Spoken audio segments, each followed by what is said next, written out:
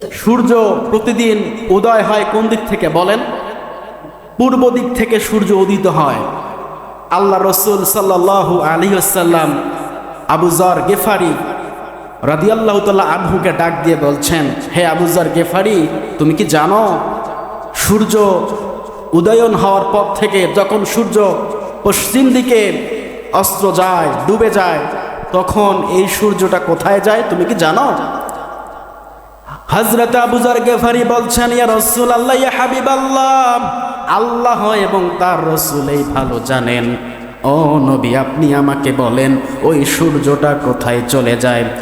আল্লাহর নবী বলেন, ও আবু যর গেফারি, সূর্যটা যখন পূর্ব দিক থেকে উদীয়মান হয় আর যখন পশ্চিম দিক থেকে অস্ত চলে যায় গো আবু যর গেফারি, তখন ওই সূর্যটা আর কোথাও যায় না।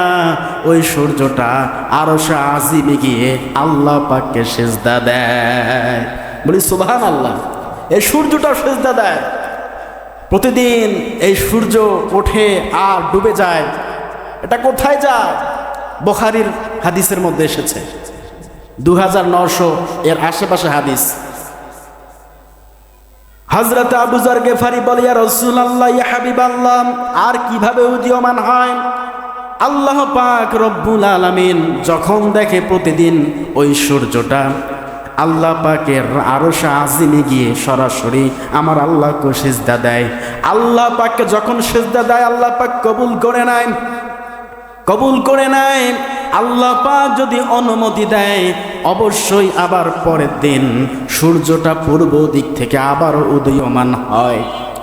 ও নবী, যদি আল্লাহ পাক অনুমতি না দেয়, আল্লাহ রসুল বলে, আবু যর গেফারি, যেই দিন ওই সূর্য আল্লাহকে সিজদা করবে, একদিন না একদিন দেখা যাবে ওই সূর্যের সিজদা আল্লাহ পাক কবুল করবে না। আর আল্লাহ পাক ওই সূর্যকে অনুমতি দেবে না উদিত হও। আল্লাহ পাক বলবে, সূর্য প্রতিদিন পূর্ব দিক থেকে তুমি উদিত হও, আজকে আর পূর্ব দিক থেকে তোমাকে ওঠা যাবে না, তোমাকে আজকে পশ্চিম দিক থেকে ওঠা লাগবে।